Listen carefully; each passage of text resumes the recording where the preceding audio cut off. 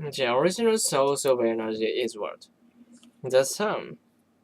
Then plants use the sun's energy during photosynthesis to convert water and carbon dioxide into sugar and oxygen. And they store the energy in the chemicals that the plant produces. When animals eat plants, the energy is transferred to their bodies. So then the plants and animals die and decay, and they sink to the bottom of the sea or disintegrate the soil. They are covered by more and more sediment and rivers than the sea, or the seas, rivers, and retreat. Because it's a very gradual process, one that takes place over, well, a million of years. But finally, the organic material begins to transform into the hydrocarbons, and the hydrocarbons eventually become oil and gas deposit. So how does this happen? Well, at first, the oil and gas are mixed with sand and sediment, but as the layers on top increase, then so does the pressure. And then the pressure mixture of oil and sand and water, they seep down through the layers of porous rock. That's usually sandstone limestone. So they sink down until they reach a layer of non-porous rock, and that's where they pour because they can't pass through the non-porous rock. Okay. Sometimes there are breaks in the layers of rocks, and the breaks allow and gas to bubble up, and then eventually they reach the surface of gas again.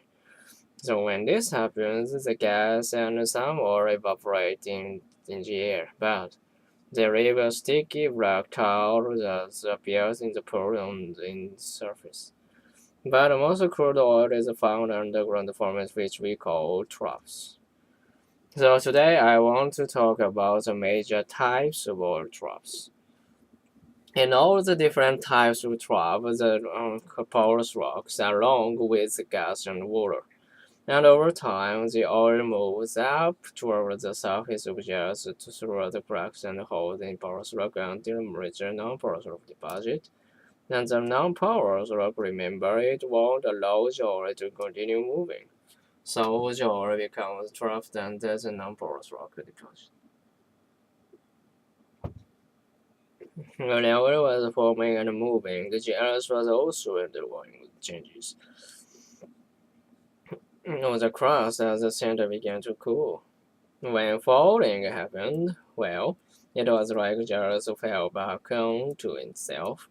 And when folding happened, it was wind about down through the layers of the rock.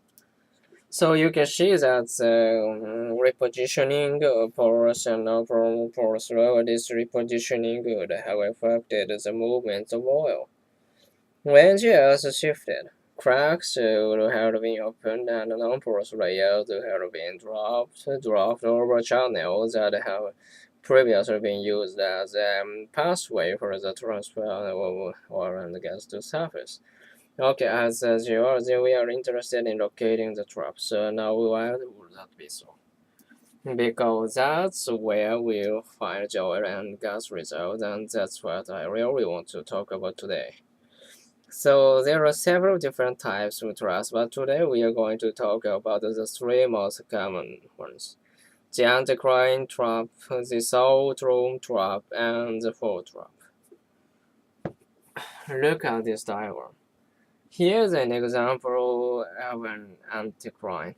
As you can see, the oil is trapped under a formation of rock that resembles an arch. That because the arch was bent from a previously flat formation by uplifting. In this anticline, the petroleum is trapped under a formation of non-porous rock with a gas deposit directly over it. This is very typical.